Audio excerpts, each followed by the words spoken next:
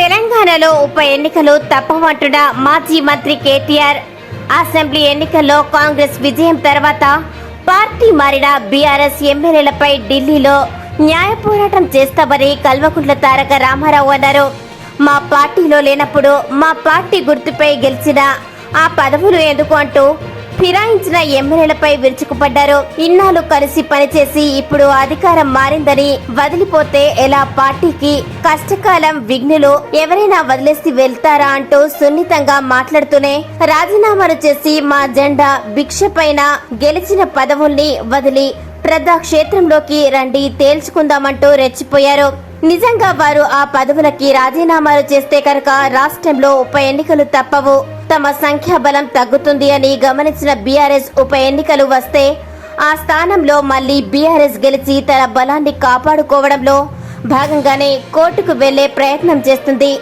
ధర్మాసనం గనుక ఫిరాయింపుదారులపై వేటు వేస్తే పార్టీ మారిన వారందరూ రాజీనామాలు చేయాల్సిందే అంటే మాత్రం ఆ ఎమ్మెల్యేలకు దిక్కుతోచిన పరిస్థితిలో రాజీనామా చేయడం అనివార్యమవుతుంది. సెంట్రల్లో కాంగ్రెస్ రాజ్యాంగం రక్షించాలి అంటూ మాట్లాడుతుంటే బీఆర్ఎస్ కి కాంగ్రెస్ ని ఇరుకున పెట్టే అంశంగా మారనుంది.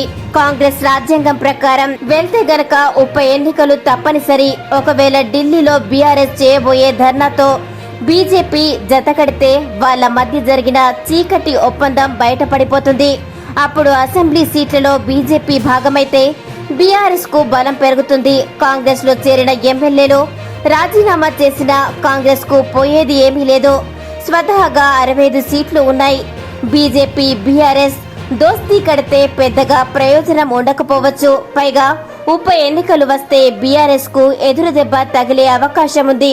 కేవలం ప్రజల్లో పార్టీ బ్రతికి ఉండడానికి తప్ప రాజకీయంగా బీఆర్ఎస్ కు పెద్ద ఉపయోగం ఉండదు.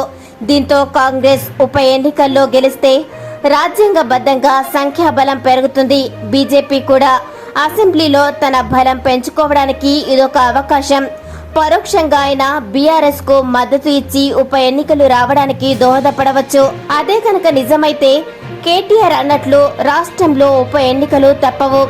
మరిన్ని వీడియోస్ కోసం GV news Telugu YouTube channel ని లైక్, షేర్ అండ్ సబ్స్క్రైబ్ చేయండి. తెలంగాణలో ఉప ఎన్నికలు తప్పవంటున్న మాజీ మంత్రి కేటీఆర్.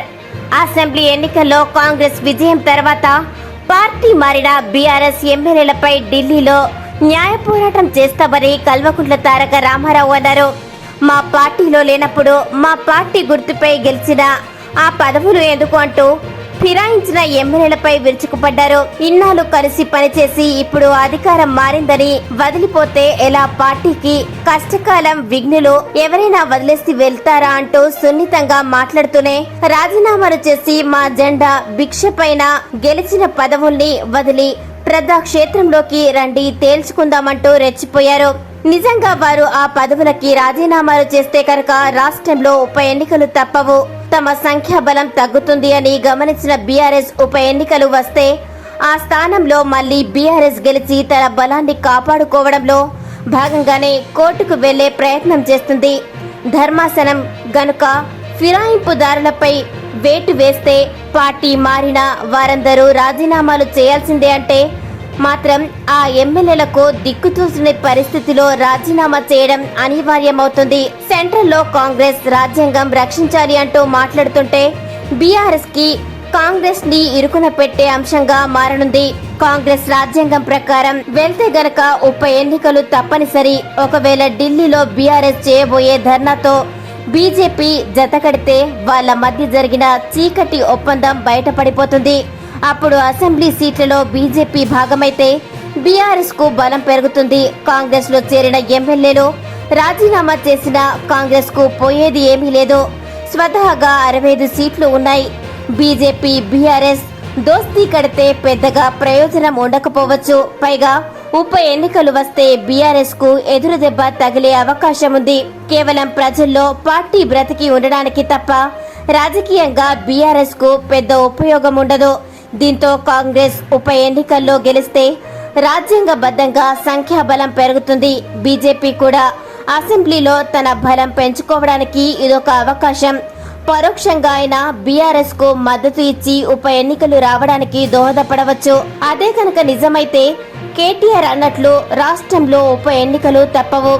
మరిన్ని వీడియోస్ కోసం GV news Telugu YouTube channel ని లైక్, షేర్ అండ్ సబ్స్క్రైబ్ చేయండి.